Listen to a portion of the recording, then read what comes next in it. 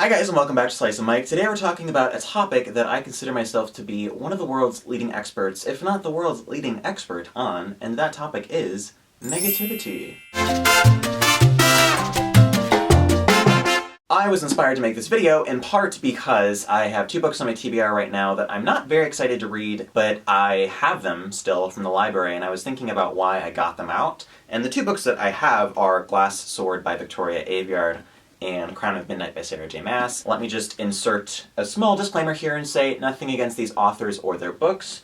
I know there are plenty of people out there who enjoy them, and that's totally okay. But in terms of why I am reading them, I wanted to discuss some of those reasons with you today. Since one of my main hobbies is reading and talking about books on the internet, it's pretty important for me to remain up to date on what people are reading, what's hot at the moment. That's part of the reason why I read books that I don't think I'm going to like, is because I just want to educate myself and know what these stories are about. There's also the fact that I work in a bookstore, so when people come in and ask for book recommendations, it might happen that I'm going to recommend a book that I didn't like personally because it might match their tastes more closely than it matches mine. But I still have to know what these books are to be able to recommend them, so it's important to me that I read things outside of my comfort zone or outside of my enjoyment zone from time to time in order to remain current on what people are reading. Another reason why I read books that I don't think I'm going to like is because I might end up surprising myself, and this is especially relevant to series and the young adult genre at large. A lot of times in young adult, the second book might be a lot different from the first book, and it is usually a lot better. So even though I didn't really like Throne of Glass or Red Queen, it's possible that I might like the sequels, and I readily admit that, so that's why I got them. One of the reasons why I got them from the library. It also happens pretty frequently that I don't think I'm going to like a book because I've heard a lot of negative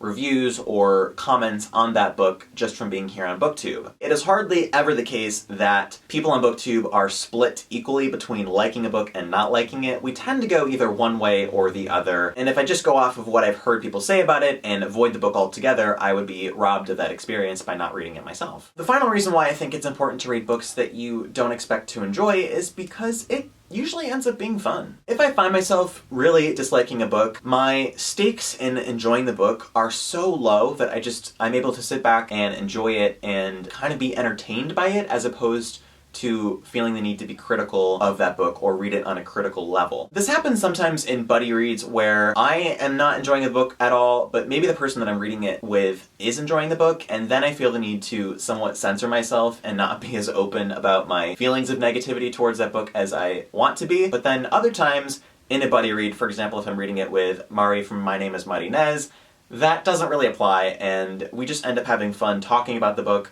very openly, very honestly, and maybe somewhat negatively, but it's okay if it's between us. I do understand that sometimes negativity can be harmful to either readers that really enjoy a book or the author of that book who doesn't want to hear negative things said about that book, and that's totally okay and I get that, but amongst friends, there's hardly any problem with being negative about a book, in my opinion. So in future videos on this topic and in this series, I want to talk specifically about how negativity plays a role in BookTube and how it can be useful to the way that we talk about books here on the internet. Let me know in the comments below if you guys enjoyed today's video and whether or not you've read a book recently for any of the reasons that I've talked about in today's video. I hope you guys enjoyed today's video, and if you didn't, I hope you at least found some value in not enjoying it. That's gonna be it for today. I hope you guys have a great week, and I will talk to you all later.